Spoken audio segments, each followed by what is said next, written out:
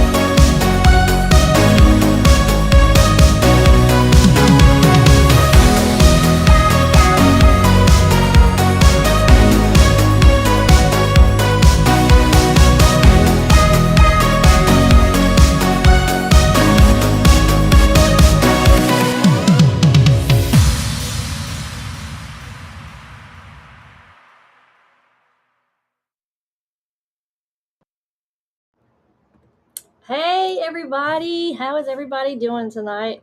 I seen everybody was rolling in tonight very quickly because I have a special guest tonight, and I know everybody's excited for it. I've been hyping y'all up for a while on it.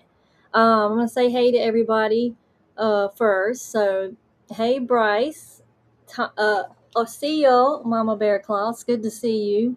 Hey Rachel, it's good to see you. Gianni, you're never first, but it's okay, Gianni, you're here. That's all that matters. Um, hey Vet Girl, how are you doing? Curious Cryptids, it's good to see you. Hey Jean, how are you? Let's see. Oh, Tiffany, you made it. Tiffany Peacock, you made it. It's good to see you, girl. Tyler, Roller Dog, how are you doing? So good to see you. Hey, Andrew. Wojo Mojo is in the house. How are you doing, Mojo? Hey, Kurt. It's so good to see everybody, and I hope you got your questions ready because we got a very special guest with us tonight. Hey, John, how are you? D Hoot, hey, how are you doing, D Hoot? Okay, let's see. Oh, R Wild Rachel, it's good to see you. It's hard to say that all at one time. Okay, I think I got everybody. All right. So, thank you all for coming tonight. This is special. And you get to interact with a very, very brilliant horror indie filmmaker. And he's a very good friend of mine, but he's just, and I'm not just saying this because he's a good friend, like this man's brilliant, okay? So please interact with him, ask questions. He'll answer anything you want to know. Down at the bottom, you see the website. That's where you can check out his movies. So please check him out, okay? So I don't want to prolong this anymore. So I'm just going to go ahead and bring Jody up and let's go. Hey, Jody. What up? What up? What up? Thank you for joining us. Thank you so much for having me on. I appreciate it. Super happy to be here. Yeah. Good friend Sam. Yes, yes, yes. So you are, well, first of all, why don't you tell everybody about yourself? Because I've got a lot of new subscribers, a lot of new people. Because I know a lot of people is from the HTD family over here, but there's a whole mess of new people. So why don't you introduce yourself to everybody? Yeah, thank you so much, Sam. I appreciate it. Writer, director, award-winning horror filmmaker Jody Dean. I've been obsessed with horror films since I was 5 years old. We became a functioning film studio about 4.5 years ago. I made films before that. In my 20s, I had a company called Sickified Films, and after our first film, I kind of dropped the ball because Alicia and I had a kid. We bought a house. Life got a little crazy, but I came back to it at age 39 with the movie Mallet, and it became successful enough due to our YouTube success that it made us a fully functioning film studio, meaning we could take risk, and if we failed, we would be okay. And that's kind of where I needed to be at in life to try and make films. We took the risk, it worked, and here we are 4.5 years later, 6 films later, a functioning film studio, like making real movies that are on Prime or on DVD and being seen in select theaters around the world. That's amazing. And you guys definitely need to check out all of his social medias, which I will have them linked. And if you have any questions about it, I can get them to you. D, who already has a question, so I'm going to bring her a question up. She's on it. So, does he write his own movies, and how long does it take to get from script to screen? Well, thank you so much for the question. D Hoot 1156. Appreciate that. Yeah, I write and direct all my stuff, and I don't just do that. I film the movies, I edit them, I score the music. When you watch my films, you see my name in there for every part of the creation process. It's one thing that is unique about my movies. I've been doing music my whole life, writing my whole life. So even doing graphics design, web design. So there's nothing that I don't really do in the films. Even my new movie, we'll probably talk about here shortly. I am the dog keeper. I even starred in it and was an actor in it. It's a lot of work the way I do it, but the reason I do it that way is because early on I learned I can always count on myself. And I was blessed enough later on to get family involved, and now we've kind of all become a machine together, working together to make these projects happen fast. Yeah, you like you pump them out there, and the way you get them out, I mean, you would think you had spent like a long time on them. It's crazy. Yeah. I mean, I definitely it should take a long time. It doesn't matter like if you know how to do everything or not, but I think I've been doing it so long now, it's Yeah. second nature. Like even since the first Mallet movie, like I've seen made each film I do, I see major growth in not only myself, but the kids and Alicia and our following. So Yeah. Well, as I was telling you before the show started, I was telling you about a subscriber of mine, Gianni. So yeah, he really enjoyed your movie Mallet last night. It's, awesome. Thank you, yeah, Gianni. I appreciate that. And big shout out to Sam. She's yeah. Sam, I know you guys know how great she is, but I just want to reiterate this again. I've said it in the past. It's been awesome watching her grow, and I know she's going to the moon, and I'm glad you guys are following her there. Thank you, Jody. That means a lot to me. It really does. I'm trying, but I got a lot of people to look up to, and you've been like there for me from the beginning. You've like through Thank everything. you. So I Thank you. really appreciate you so much. Not Um, you. so let's see. I know I want to get to your movie that's coming up, but she has a couple of questions. So Jody, what's your favorite piece in your collection behind you? Wow. I wasn't prepared for that one. I know. Dang, that's probably the toughest question you can ask me. Um, you know, did we lose each other there? Are we still good? Oh, we're good. I just mute so you got the floor. All right. I'm sorry. No, you're good. So I'm a huge Silent Hill fan, and I was lucky enough early on to get all the Silent Hill games and like super rare stuff like T-shirts. So I know it's more than one thing, but my entire Silent Hill collection means a lot to me. Yeah, I'm a super Silent Hill fan, and I have all the games, all the movies, all the collectibles. There's not a lot that I don't have, and I love everything behind me, everything in this room. But the Silent Hill stuff definitely is got a big place here. So, Yep, I knew that was going to come out. I knew that was going to. She also wants to know what your favorite horror movie is. Wrong Turn 4, Bloody Beginnings.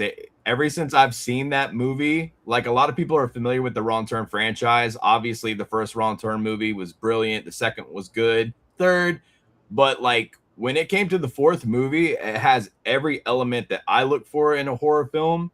And that has been a good roadmap for me. Like if I put that at 10, I say, well, why is that a 10 to me? Because it's got a banging soundtrack. It's got the violence, it's got the blood, gore, sex, rock and roll. It's got everything. So when I sit down to write a script, I really think like, okay, I need to sprinkle all these elements into the cauldron to get to where I want to be and make the kind of movies that I like to watch. So Wrong Turn 4, if you guys haven't seen it, it's an incredible film. Oh yeah, oh yeah. And she asks, I guess that kind of goes beside what you just said. Your favorite horror movie director besides yourself. Yeah, I love what they've done. Actually, it's a totally different person. It's a gentleman named Adam Green. He did the Hatchet movies. He did a movie called Frozen. It's not the Let It Go one that most people know about. It's actually a horror film called Frozen, and where people get stuck on a ski lift. God, But I love that movie. I dude, love that movie. Adam Green is a genius. Yes. He did Hatchet 1, 2, 3, then he did Victor Crowley and he did Frozen. He also has, I believe it's a TV show called Holliston. Hmm. Uh, but I love that guy. Everything he's Yeah. ever done, I love. And he hasn't done a ton, but everything he's touched, I'm like, wow, you just keep hitting it out the park. So, Yeah. but honorary mention, Parker Finn, the guy who did the Smile, is doing Smile 1 and Smile 2. Hmm. This guy is awesome. He's one to look out for. Oh yeah. I love Smile 1 and 2. Those were like I was like, I love how he just created this story. Like that is it's insane. We I love those movies. I agree. I'm obsessed with them. I watch them a lot. Yeah. Okay, let's see. I'm trying to get. Okay, everybody's got. So, when you watch other horror movies, do you get affected by them, or are you unfazed by scary stuff? I think he's unfazed. You know, ever since I was 5 years old, it always shocked my mom how like I could get these horror movies and never like have nightmares or never, but they do put me on the edge of the. We were talking about this today. I'm afraid of heights. Like, there's not a lot you can find that I'm afraid of, but I hate heights. Me And too. so bungee jumping, skydiving, that stuff's always been out for me. But the one thing that gives me a rush is a good horror film. It puts me on the edge of my seat. However, it kind of ends there. Like, I don't think about it later. I don't get scared when the lights go out. Yeah. Especially making them. I think that, like, I just understand. I've understood how they're made since I was like very young. I remember being like 8 years old and watching like a horror movie with the family and just be like, a movie I never seen. I'd be like, guys, watch, somebody's coming through that door, and then it would happen. And they're like, how'd you know that? I'm like, it always happens. And I'm like 7 years old saying this. Yeah. So, I look at them different, and I think that makes a big difference as well. Oh yeah. I remember when I interviewed you in the past, and I believe it was during Mallet, that you said you always had an interest when you were watching the movie, not so much like you wanted to know, well, how did they come up, like how did they do that? And now I find myself when I'm watching movies, I'm like, wow, how did they do that? Yeah. There was little things early on where I remember saying, like, maybe like around 10 years old, there was this blur effect they would do with the camera. And nowadays it's very easy. Like, if you use an iPhone, you can literally touch the screen and you can make that happen on cinematic mode. But back then, I remember saying, I bet they put Vaseline on the lens, and people would say, you're crazy. No, who would put Vaseline on an expensive lens? Turned out that's what they were doing for years. They were putting it around the lens, and it creates a background blur. Well, oh my god, I didn't even know that. That's interesting. Yeah. Oh my god, I didn't even know that. That's cool. Well, I was thinking to myself, it has to be something like that. I said it's probably Vaseline, and years later I found out it was Vaseline. And but yeah, little things, just like the blue lighting outside of a window to make it look like that's moonlight. Obviously, Right. you can walk outside if it's a bright moon. It doesn't light up your whole window like it does the horror films. Right. But you add a fog machine to that blue light, and then all of a sudden it Oh seems like yeah. a horror film. Right. That's right. That's true. Little things like that early on. Little thing. It's Yeah. yeah, it's the littlest things that can make it so much better. Curious wants to know, where did you get your inspiration from? Um, just a conglomerate of horror movies. Let's see, who was that from? Curious. Curious. Okay, well, Curious and Rachel and Gianni and anybody else that asked a question. Thank you for the questions. I always want to be super respectful to Sam's people here, but like early on, it was like Child's Play, it was Friday the 13th, all the classics, but then it was also stuff that people don't talk about today, like Slumber Party Massacre, Frankenhooker. Believe it or not, I seen Frankenhooker when I was like 11 years old. The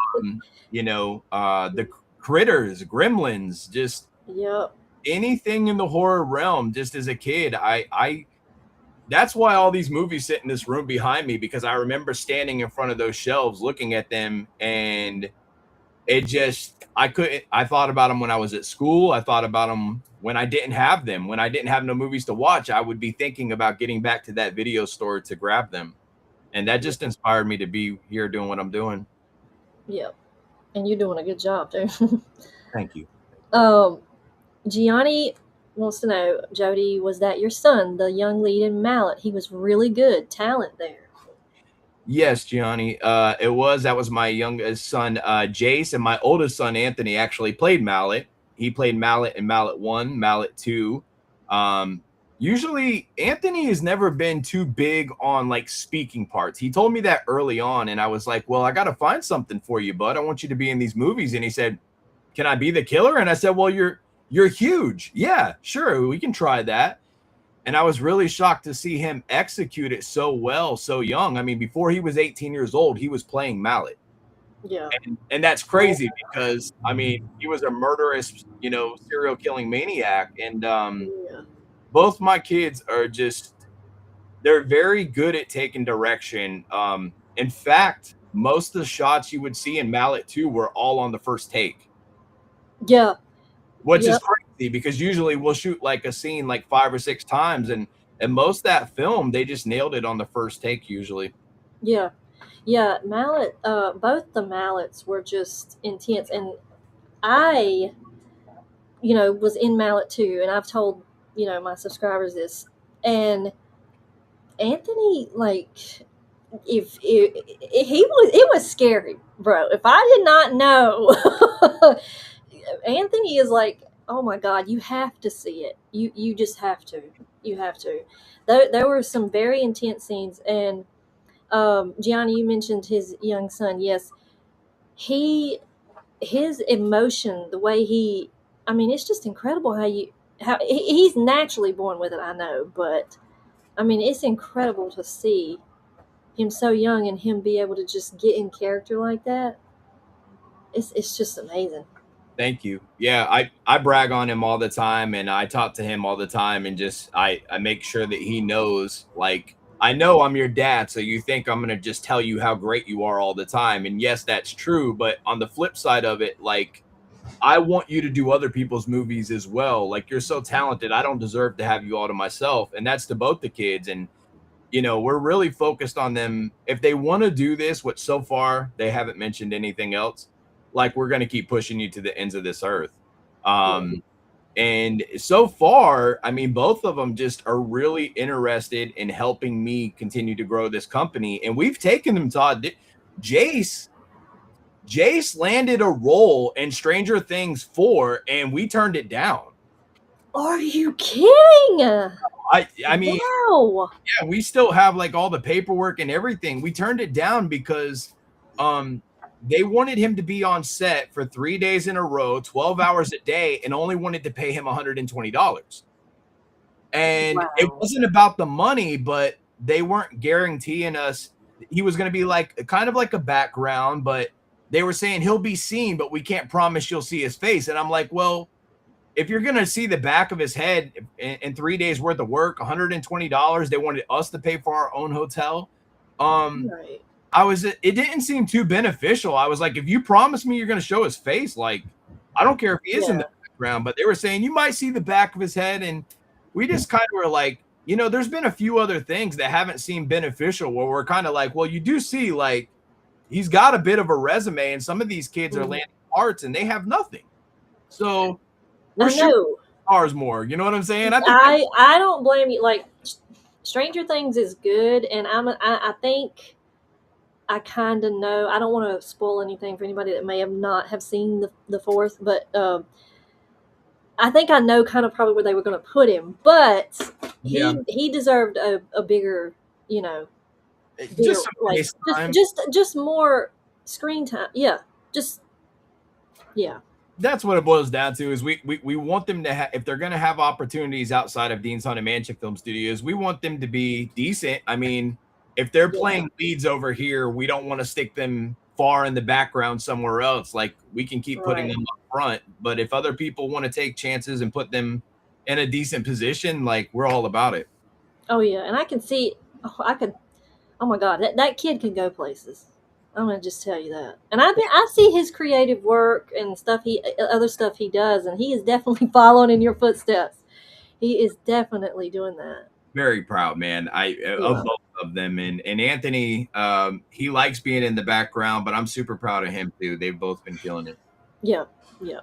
So for you, so you've got this new. We'll start talking about your newest movie coming out. Okay. So I Am the Doll Keeper. So my first question, I've got my questions right here. My first question is, what inspired the story behind this movie? Well, it's okay. I'll make it short as I can. Whenever I was in school back in the day, I was messing up really bad in school, and I was actually writing scripts in school. And I remember saying that I was going to be like a big movie person. And I remember a teacher telling me that that would never happen, that I was either going to die, go to prison, or be nothing. That was her words. And the script that I wrote back then, I kept on ice forever. And I remember at 21, I came back to it. I finished it. And it was like a $50,000 script. And then like just months ago, I sat down with that script and I said, you know what? I'm going to do this script just out of spite. I'm just going to do this just to say that I did it. That's that one script that they told me, you know, I was batshit crazy. And I watered it down. It came from being like a $50,000 script to like a $3,000 script, which is fine because I decided to act in it and be the doll keeper myself. And I don't pay myself as it is. All my money I just recycle back into the company. And so I played the doll keeper, and I made it more impactful just by making some really outlandish stuff that touching area where that makes people uncomfortable. And that's what you can do in indie horror films. You know, I call it an offbeat film. And the reason I say that is like my average film, I'm going to shoot it with anticipation it could go to a theater. But shooting an offbeat film, you don't even think about theaters, and that way you don't have the pressure of saying, oh, I got to get this right. Oh, I can't do this, because there's certain things that cinema frowns upon. And, you know, for me, I want to do films like that each year. I want to do one or two of them because that's what indie horror is doing stuff that is outside of the box. And when I say offbeat, it's still indie horror. Like The Conjuring, this movie's offbeat, but you can actually see this on a theater screen. I've seen it on theater screens and it looks good. It plays well and the audience responds well to it. But I Am the Doll Keeper might have people gritting their teeth and cringing a little bit harder. Right. We got a special, I got somebody special that wants to show you some little love. So I'm going to bring him up. Yo, hey. What's up, Jody Dean? Let me fix this here. There you go. Richie, how are you, man? Good, man. Welcome to the network. Thank you for coming by. And I know it's all for Sam because she's amazing and everything, but still, I appreciate it too, man. It's good to see you, brother. Thank you so much. It's nice to see you and meet you. And I've heard nothing but great things about you. I love Sam to death. You have to know this because I'm sure you do too. So. Oh my God, she's a gift, dude. Holy shit. I'm telling you, man. You are, Sam. It's amazing. Hello, everybody on the side. Who we got on the side? Am I over there talking? Hey, everybody. What's happening? Welcome to the Banter with Richie B Podcast Network. We're here with Jody Dean and Sam from Sam's Pretty Paranormal. Back to you, Bob. Sorry, that's my alter ego. Sometimes it pops in. But yeah, I just wanted to pop in and say hello. I didn't want to interrupt your conversation, man. Look at the background, dude. That's sick. Yes. Dude, I need a tour of this shit. What is going on? Who's this guy over there to your left? Oh, this guy right here? Yeah, dude. We had to shut him up. We had to put an apparatus on his face to make sure he couldn't say anything, you know, outlandish just for this podcast. Really, dude? What kind of things does he say? Seriously. You can say it. Oh, yeah. Yeah. I went on a date that ended like that one time. Oh my God. I hear it once a night. So I bet you do, bro. Hey, I got a question for you. I came in for one question. Of course, to meet you. I wanted to meet you. And my boys at Hackstab Slash, they review horror movies and slash movies, man. You got to check these dudes out. So I think you guys would be a really good fit. Trust me. Sam mentioned this to me. Big shout out to them, man. I'm definitely anybody intertwined with this circle. You say the word. We appreciate that. That's awesome. So I was sitting here thinking, and I'm like, I'm a serial killer buff. How many movies have you put out there? I Am the Doll Keeper's number 6, but we're on schedule to make it 8 movies this year. Awesome. But either way, you've been doing this a while. So yeah. Do you base any of your slashes off of real life serial killers?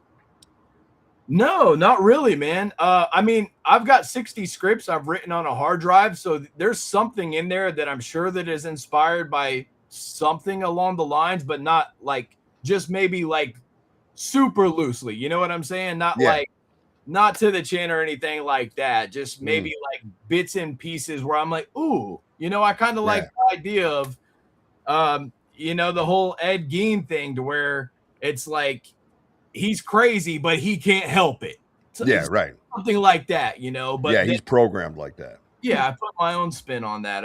Absolutely. Even with I Am the Doll Keeper, I mean, it's psychological horror, but as we dive deeper into that, man, I mean, that's just madness because it can be madness, and that's the truth of it. Is like there's not a lot of reason why people do stuff, and they act in the moment, criminals of opportunity, and if there's opportunity, then they get batshit crazy and they do stuff. So Yeah, they do shit. So a lot of this comes from your mind. I mean, I know the family's involved. Does the wife have input on some of the the killers or even your child? I think isn't he a boy or how many kids you got?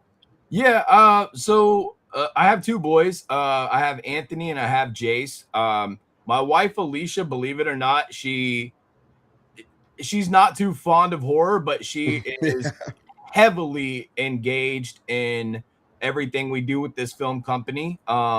She really handles the legal side of things. She did Awesome. 2 years of Harvard Law, and that really came into it became a big help when we were really taking off with this. She makes sure that we're covered on permits, release forms, any kind of documents, you know. Badass, yeah. So, but I will say this: I do want to give her one credit. I was not supposed to make a Betty Boop slasher film this year. That was her idea, and That's she badass. do it, and we're doing it in So April. people are going to be killed by Betty Boop? Yeah, yep. I don't have to. As long as I don't have to wear pants, I'm in, brother. You know what I Let mean? me tell you, the actress that's going to play her, Yeah. she is, oh my God. Sam, how many times you been killed? I've been killed once. I And thought it was it's once. I thought it was twice. No, it was once. Mallet too. No, oh, maybe that's what it was. Mallet too. Didn't your husband get killed? Yes, he got killed right there with me. He lost all his teeth. Damn, lost all his teeth. Huh? Yeah, it's some serious special effects, but I mean, Does that come up on you like on the spot, or are you already thinking this before? I mean, I know you got to be prepared. Don't get me wrong, but do you ever have a moment where you just like, oh, we got to take that dude's teeth out? Time out. It's definitely happened. I do try and stick to the script a lot of the times, or at least close to it. Like if somebody goes a little bit off, it's not like I'm over there like yelling or anything like that. I'm super easy to work with, and sometimes people trying stuff, improv, if you want to call it that, can even work out better. But I'd say for the most part, man, like we try and stick to the roadmap. And unless I'm doing a project that requires me not to, like I Am the Doll Keeper, I went off the script a lot, but I planned on doing that from the beginning. You know, if a scene was supposed to be 2 minutes, it ended up being 5 or 6 because I was just trying things, and we ended up keeping it because it was good stuff. Yeah, I love that. That's the creative part of the brain that you can't help. It's true.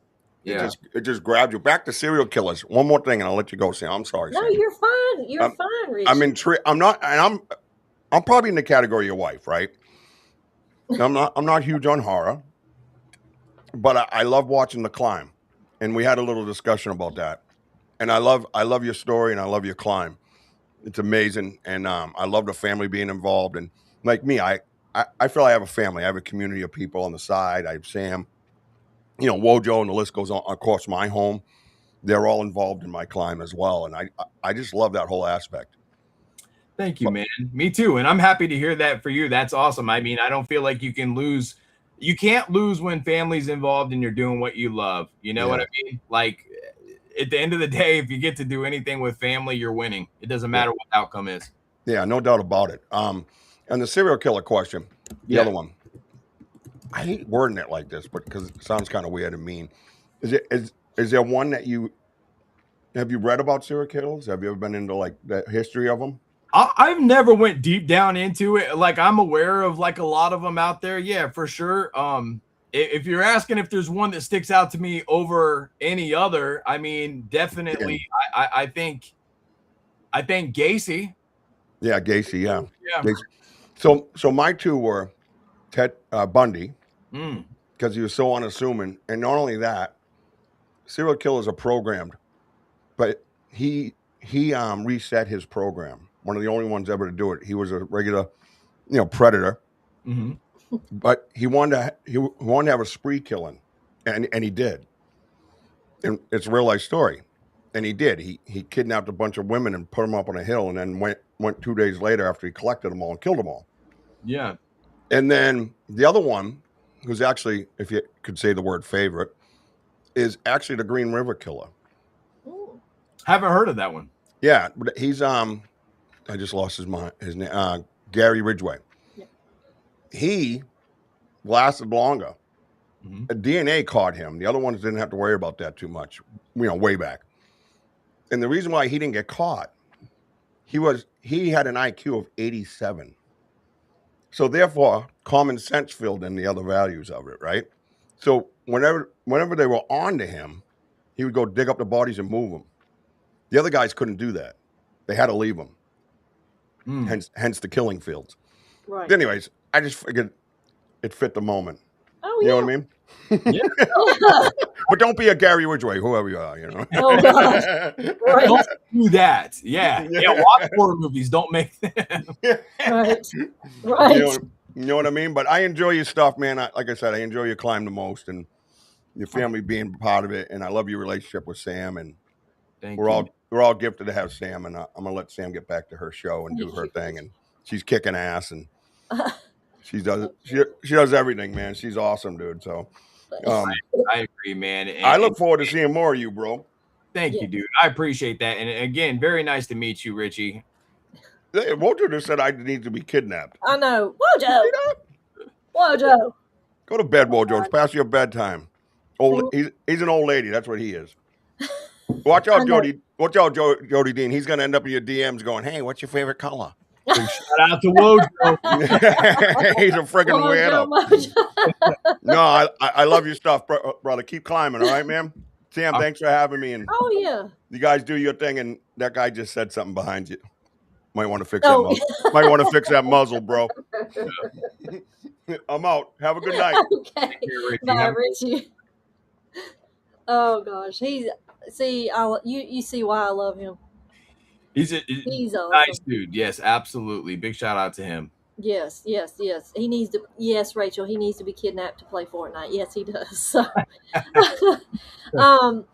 but yeah, before I go on to the next question, when he was talking about serial killers, and I'm not going to give anything away because I know a lot of people hasn't seen Mallet too, but in a way, there was a scene in that movie that reminded me of Ed Kemper, and that's all. That's all I'm gonna say. I don't know if you know who Ed Kemper is, but I don't know. No. Yeah. It just a little. There's just a scene in there that, Ed Kemper kind of done something similar to that. Wow. To his grandmother, and I'm just like, whoa. So yeah. Well, yes. I tell you what, and I have said this without you being in the room 100 times. Sam dies in this movie, and she did such a great job. Something that people won't notice when they watch these movies, because it's not like they all have behind the scenes clips, is how pressed we are sometimes with time restraints, with traffic driving by, or wind or rain. And that was another situation where we kind of were watching the clock, and at the same time, heavy traffic was coming by nearby, and we were having to work in such a way where it doesn't allow you to be fully creative. So everybody has to be on point. And we all pulled it out the hat. I kept everything that we shot, and it came out good. And it was John's first time. It was your first time. Yeah. I was very proud of you guys. Actually, I was so impressed with you that I told Alicia early on, I said, I would love to put her in something again, and sooner than later. Oh, and I would be honored. That would be so much fun. And I want to say, you were extremely easy to work with. It was easy to take direction from you. And when you was saying, sometimes you do impromptu. Yeah. There was a moment in Mallet too when I was there, and you wanted me to say a line, and I said a line.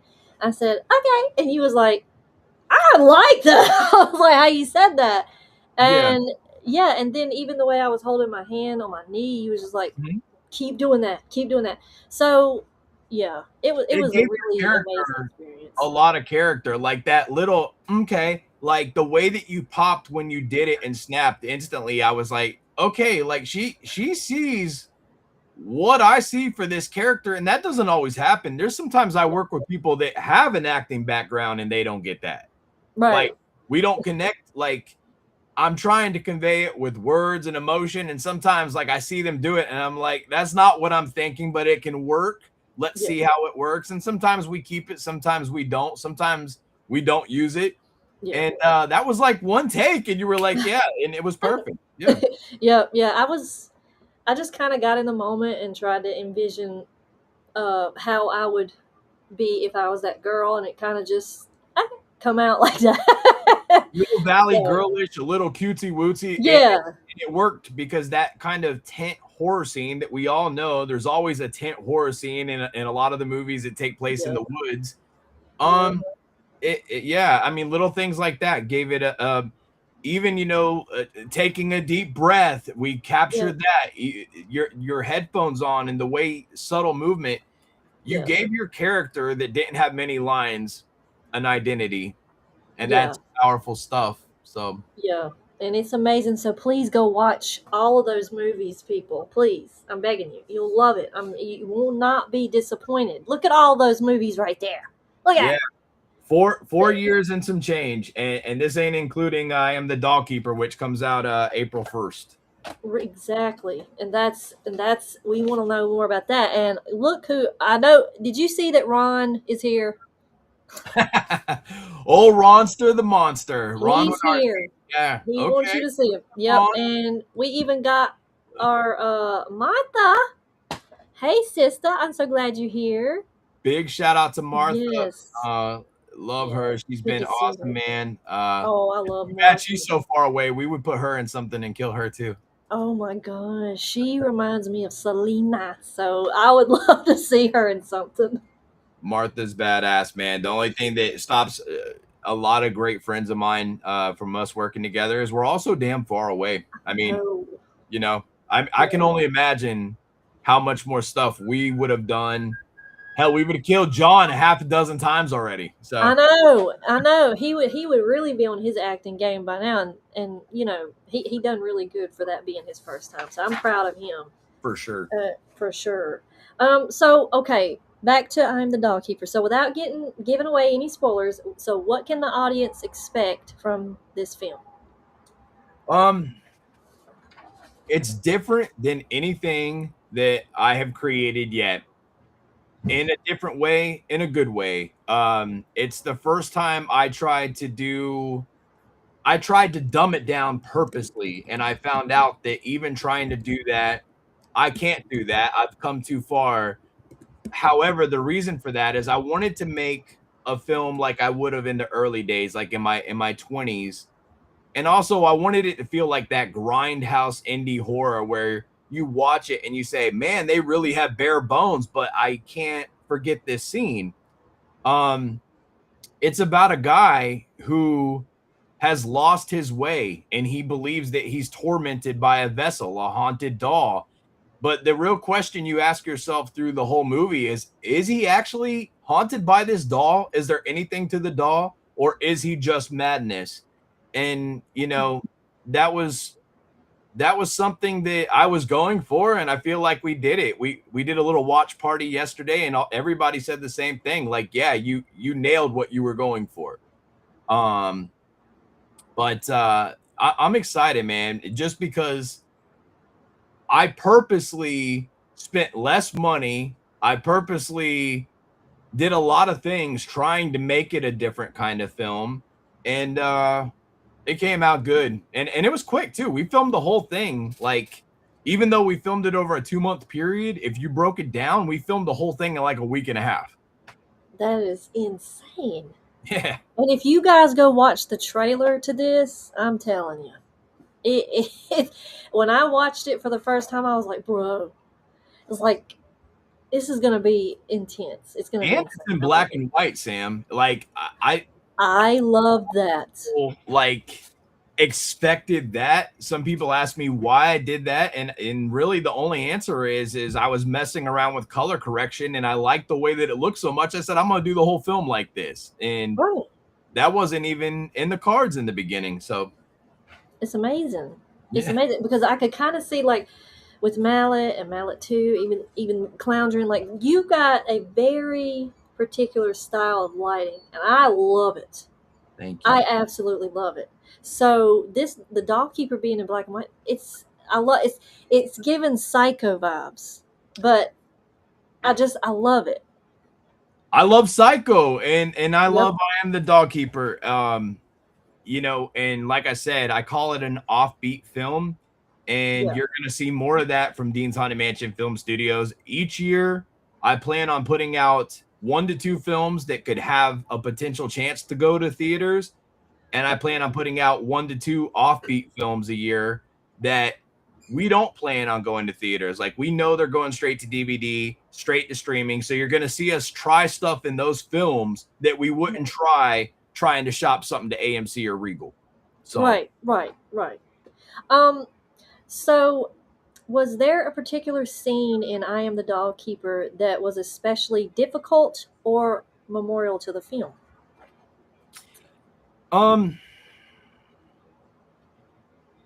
I'll be honest. So there is some disturbing stuff in the film, and there is necrophilia in the film.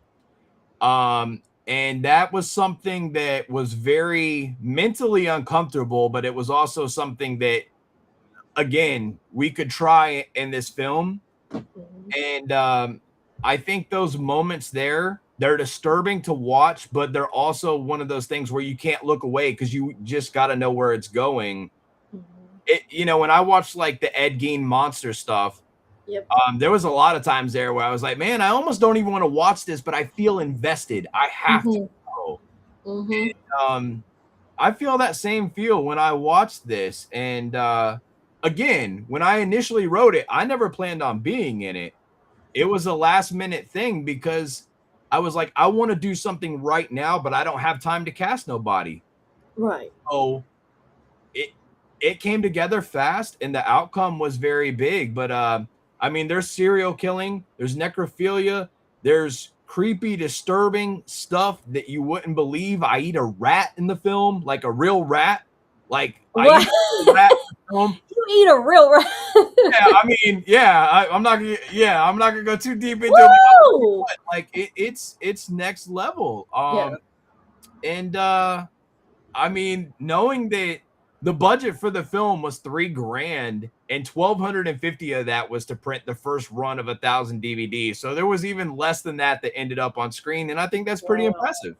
Right. It is. And when you mentioned that it's got the necrophilia in it, Yep. you know, with Ed Gein and the Monster series, you know, people love that. And when you say horror, I mean, you know, people want to see horror. I mean, you've had this conversation Right. millions of times. You don't want to just like sugarcoat just a little, you know, sprinkle a, you know, you want if horror is what you're going to see, you're going to get it with Jody Dean because I am serious. He touches everything, everything. Thank you. And I'm So glad you said it like that too, because a lot of people, they will say, like, the only limits I have is like, I know I just said I ate a rat, but I don't believe in like hurting animals, abusing animals. The rat was already dead. It showed up dead. But you know, right, if there's one line I don't cross, I don't believe in anybody abusing animals. I don't like right. that crap, and you'll never see it in my films. But you know, other than that, yeah, it's horror. Don't tell me that I can't cross these lines, because that's what it is. Like, Yeah, and I wanna cross lines. If yeah. I want people to say, like, hey, if I want to see some, you know, somebody cross the lines, I'm gonna go to Dean's Haunted Mansion Film Studios to watch it. Facts. And please go check out his movies. You're gonna I'm telling you, I'm gonna keep saying it. You're not gonna regret it. So just go watch them. Hey, Um, you don't want us to send this guy, you know, we'll send him. he'll send him. He'll send him. I'm telling you. Um, Martha. Tyler wanted to ask. He meant you. He put Gene, but he meant Jody. He says, "What do you think of the It series, the movies with Pennywise?" So, since because the Clown, you know, Yeah, I like him, man. I love what they've done with it. Pennywise. I love Bill Skarsgård. I think that I haven't seen the new series, Welcome to Derry. Oh, you need to check them. I can't wait to see that though. I've just been really busy. But yeah, I love everything they've done. I love Killer Clowns. I love what they've done with Terrifier. And I mean, that's why I made the Clown's Ring, because I was sick of watching clown films. And I was like, I got to make one myself. And we did this guy right here, the Clown's Ring. Look at that. You know, it's one of my favorite films. It's one of my best films, a lot of people would tell you. So yeah, we've made it halfway through. We're going to finish the other half. But I'm telling you, I can't wait. I want to go, like, I'm ready to finish it. From the beginning to where I'm at right now, it's constant. Like, there's no gap. There's no gap where you can be like, you know, because I know some horror movies can kind of like, you know, they lose they lose it. And he doesn't do that. He keeps you like, oh my God, like what's going to happen next? Like, you're just waiting. So, and the way Mallet 2 ended, I'm just saying, I can't wait for that one. I can't wait for that one. All I'll say is this about that. Mallet 3 has been written for like 2 years, and I had always said if Mallet 2 sold more copies than Mallet 1, we would do Mallet 3. We are like 500 copies away from them catching up to each other. I better buy them. You better go and buy Mallet 2 right now, because I want to see Mallet 3. That was a cliffhanger, and I'm like, no. Yeah, it's good. It's good. That would be awesome. I would love it. And no, there is no chicken nuggets available. Ron, when he keeps coming to my lives. He really wants those, doesn't he? And he really wants, and I'm like, look, man, I'm first. He's got a chicken nugget addiction, guys. That guy right there in the chat, Ron Winarski. He's a chicken nugget. Yes, he does. Let's show him real quick. Yeah, see, put him on blast. Nope. There he is. There he is. That ranch dipping sauce. Right, but Ron's a good supporter over here, so I don't chase him away. Oh my gosh. No, he has been great despite his love for the org. Martha's awesome. It looks like everybody you have in your chat is pretty. There's a lot of people from HTD. Yeah. Very good supporters. Gianni wants to know, what do you think if they did a new Where is Baby Jane? Watched that recently. Great film, but could be made truly frightening. Oh, that's a good question.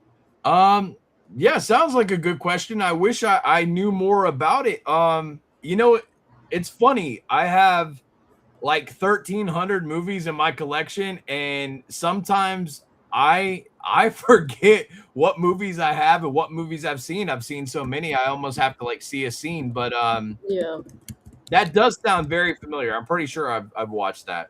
Yeah, I've seen it, and it's pretty intense. It's pretty intense. So, okay. With I Am the Dog Keeper, how does this movie differ from your previous projects? You probably kind of answered it, but well, yeah, it's different because I knew from the beginning, like if something felt too normal or if something felt like, oh, this is typical, do the opposite. Like make it uncomfortable, make it weirder. Oh, okay, so this scene right here, I'm having a fight with my wife. Make sure that the fight goes to uncomfortable territory, but in a real life situation. Like there's one point there where I tell her, I never felt like hitting a bitch in my life until now. And she kind of looks at me and she's like, you want to hit a bitch? Hit a bitch. And I'm like, oh, that's what you want. You want me to hit a bitch. Every bitch wants sympathy. And, you know, I just get into it to a point where it's like the way we're bouncing off each other, it has this emotion. But then she tells me she wished that I would have jumped off a bridge. And that's what leads to me jumping off the bridge metaphorically, mentally. And it goes to an area where instead of walking away, he decides to kill her. that's kind of the madness I was just saying to Richie when he was on here. You know how like and Cock Killer, Yes. the guy in the chicken suit, he had a bad day at work. His boss told him he was fired. Instead of going home and sleeping it off, he decided to go on a killing spree. Right. And the doll keeper, he gets in a fight with his girl. They've been on the rocks for a while. And instead of just breaking up and going away, he decided, you know what? I'm going to fix that mouth that you have on you. And he does. He sticks a hammer in it. Oh gosh. Yes, y'all. That is like the special effects that you do. Since you said that, because that reminds me of some scenes in the other movies, and I don't want to give too much away, but your special effects is on point. On point. Coughing hands over here. Yeah, just Look a at little. that. Not too much. Just a little. But It's insanity, and he's like, it's better than even Hollywood. I'm saying this. It's better than Hollywood. It's right. It's past. It's like right. I don't know how you do it. I just don't. See why Sam is the best. You know what?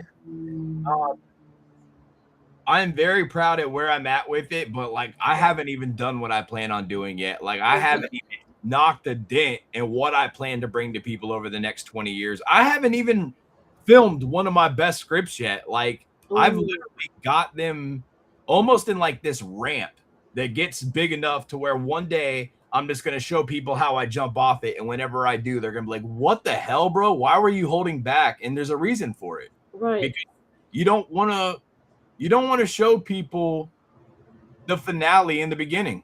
Right. You don't want to just come right out the gate. It's kind of like a build-up.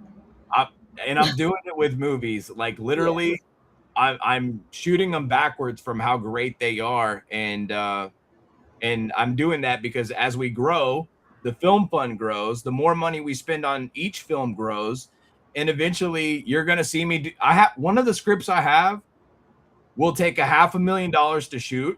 It's the best thing I've ever written. And that's not a lot of money, but it's a lot of money considering I'm doing all the work still at that amount of money. And even Alicia, who doesn't really care for horror, has said, when you do that one, it's going to be atomic. Oh, yeah, because look at what you've already done with the budget you've used. You know what I'm saying? So it's like, oh my God, I can't even imagine. I mean, yeah, dude, 10 grand, 17,500, 10 grand, 10 grand. So you think if I've done these on that kind of numbers and you see one day when I do that film, I mean, even Betty Boop, we're making Betty Boop on 30 grand. So like that's, that's a big step up. But those are low numbers in the movie field. Like a lot of people wouldn't even try and make a movie on that. The only reason it works is because I score my own soundtracks and I film it. And I was going to bring that up. I was actually fixing to say that you write your own music. Yeah. And you've had a certain style through your previous movies.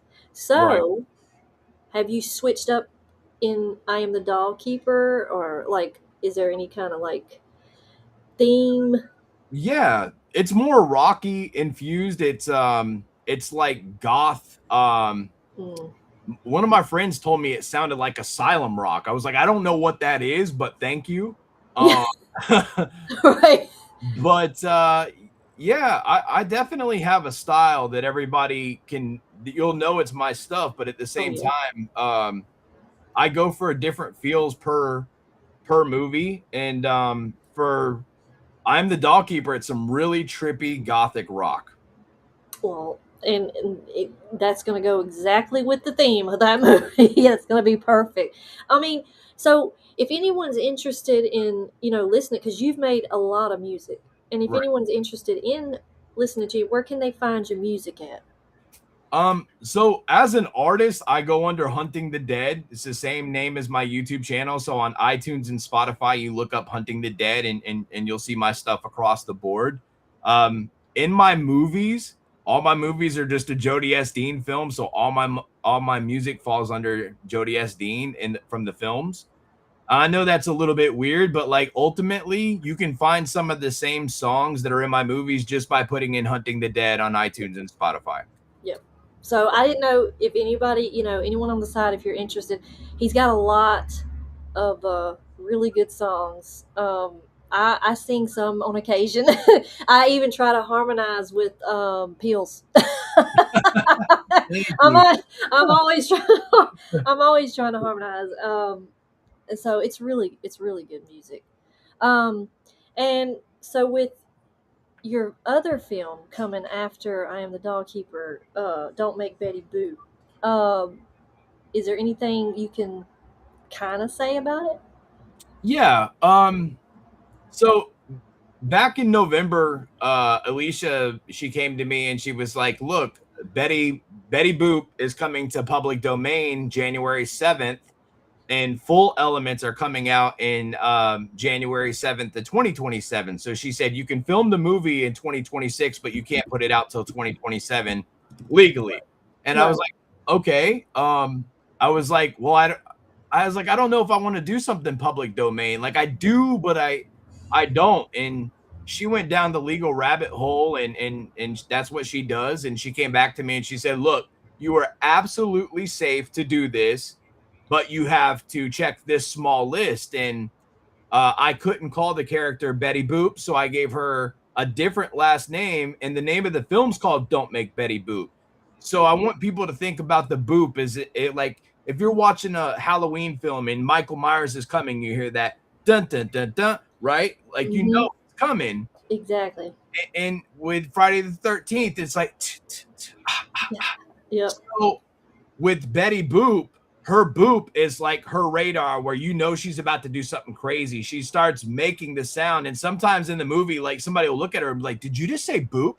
And then all of a sudden, you know that dude getting killed. He about to get killed. He about to get cut up. Right.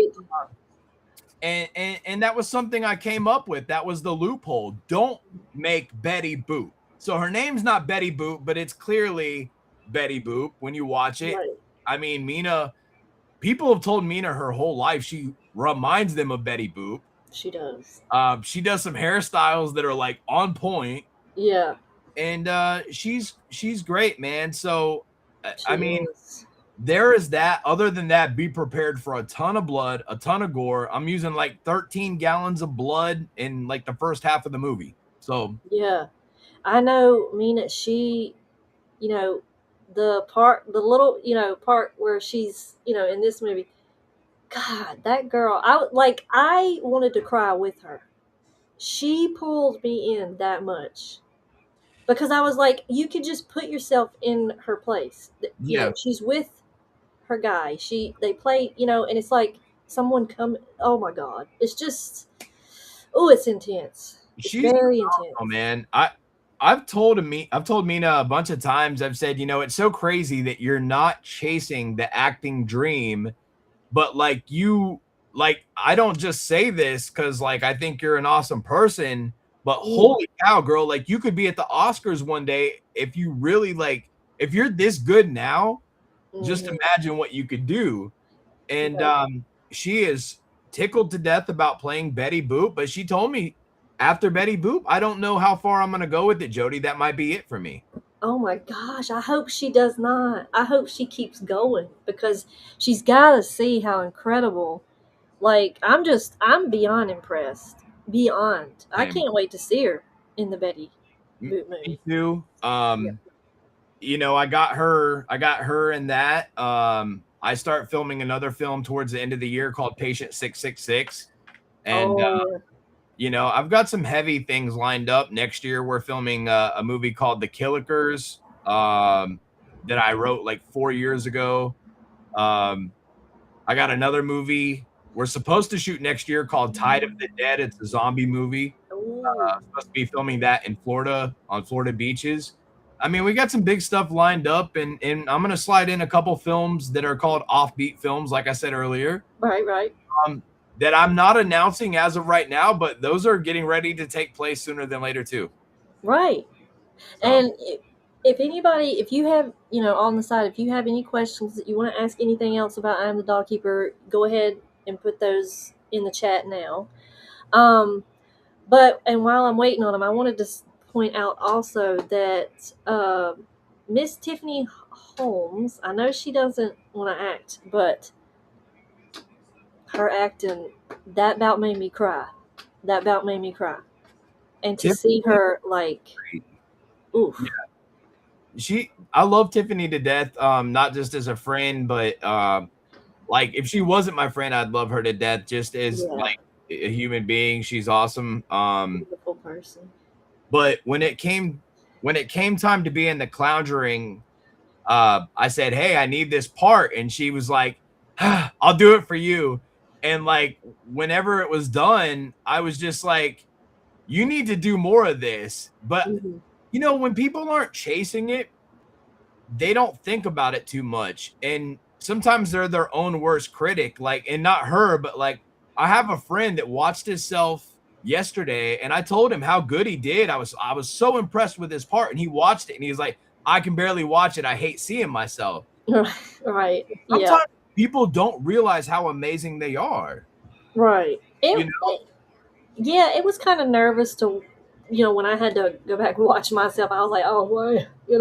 But I trusted the fact that you're the filmmaker. You wrote this. If I didn't do it, you wouldn't put it in there. And I mean, and so that's how I looked at it.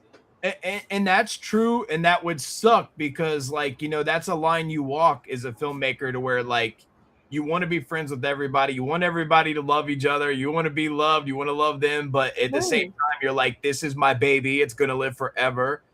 And you bet your ass, yeah, like if like you fucking killed it, you made the final cut, and not only that, like I've told you 100 times, I look forward to putting you into something else. Even Alicia said, do it. I have something I'm keeping in the pocket, and I got you in a queue. I got my friend Katie in a queue. I've got a bunch of people in mind for big things. That's another good one. Katie. That's, oh my God. She's that girl, and I mean, did she ever like have any acting prior? She did like some short films and some stuff. She was very interested in acting, but work comes into play. She got married. Her and her husband are hoping to have a baby. They're focused on certain things, but in the background, like we stay in communication. I just asked her the other day. I said, "Hey, like, look, I got something within the next year or so I want to do. And I have you in mind for a lead, and it's an offbeat film, but it's going to be awesome." And she was like, without telling me anything else, just let me know when you want to start. Yeah. Right. I don't care what's happening, Jody. Right. Like, if you're de-skinning me or whatever, it doesn't matter. Just sign me up. Let's just do it. Okay. Yeah. She's, she is freaking amazing. All of, like, what I've seen you film with her, I mean, she's another good one. Another good one. And Alicia says, "Oh, I don't do movies. I don't do act." Her part in Mallet too. I was like, look at her go. she did. I really enjoyed seeing her. She's very short-lived in it, but I'll tell you this about Alicia.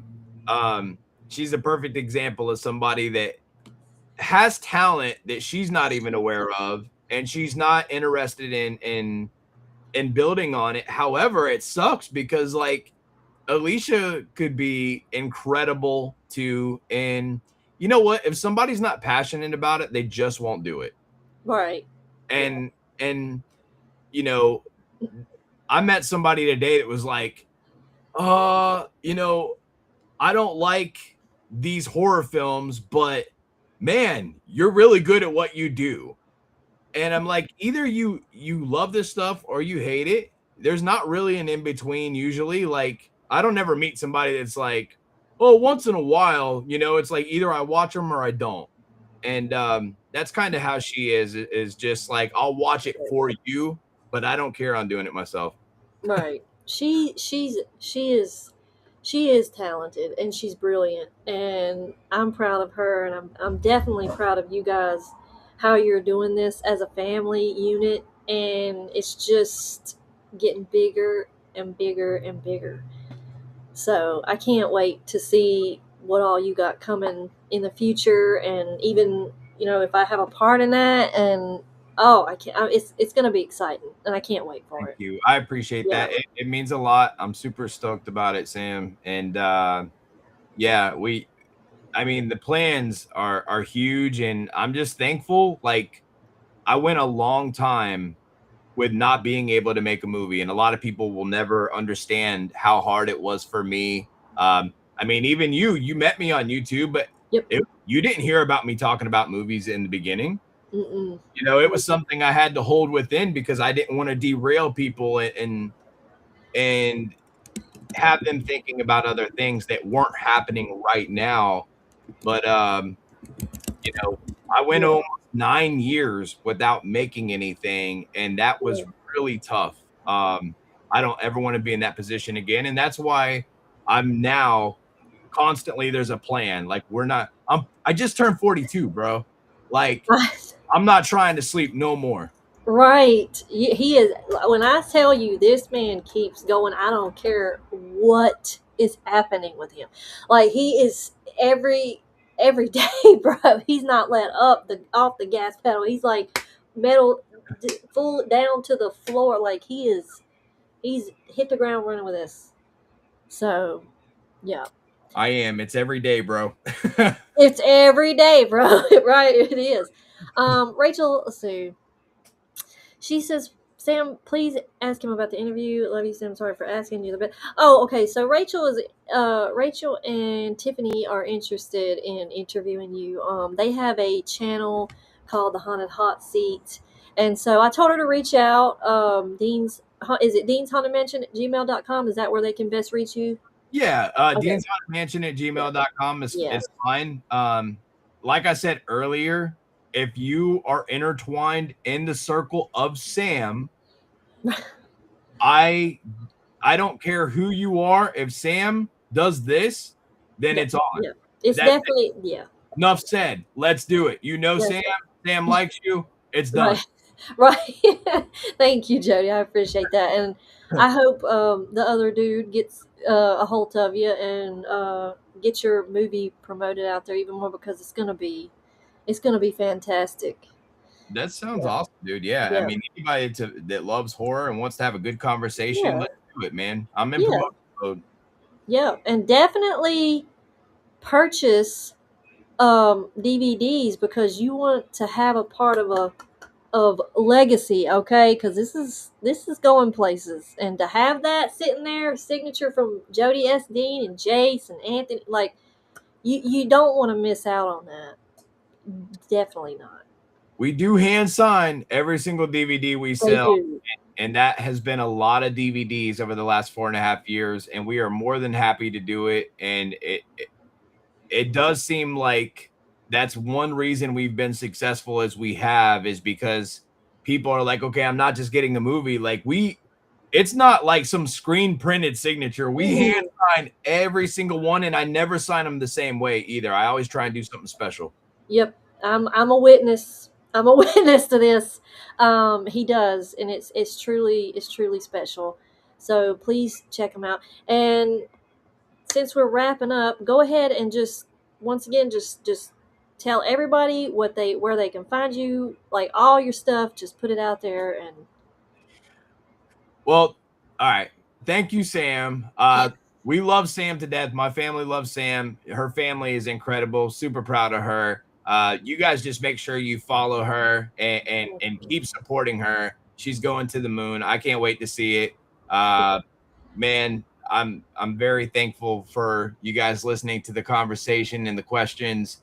Dean'sHauntedMansion.com. You can get all our movies there. Follow Dean's Haunted Mansion Film Studios on Facebook. And thank you for having me on. I appreciate you. oh, you're welcome.